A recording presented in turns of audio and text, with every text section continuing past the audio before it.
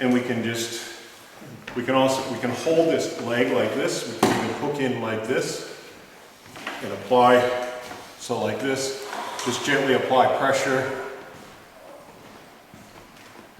Or for a connoisseur, we can do this, where we're getting right in there. Yeah. And then we can lift the leg up as high as it possibly can go, hook it in, and then just get right into that.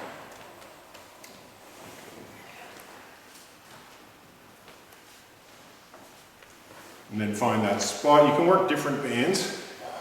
And there. My head just added a few extra kilos to it.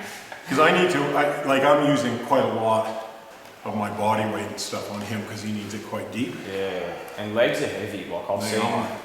And here I can hook that elbow in and use my leg strength to get in even deeper. Yeah.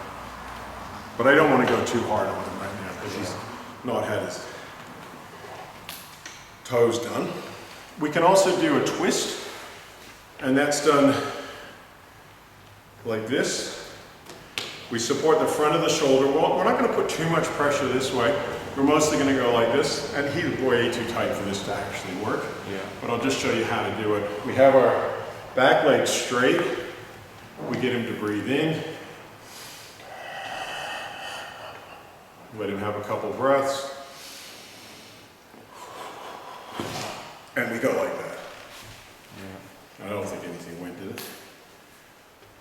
But that can often, you can get, like I did that on Ellie, my daughter, and I got a whole lot of her lower back to go into place. Yeah.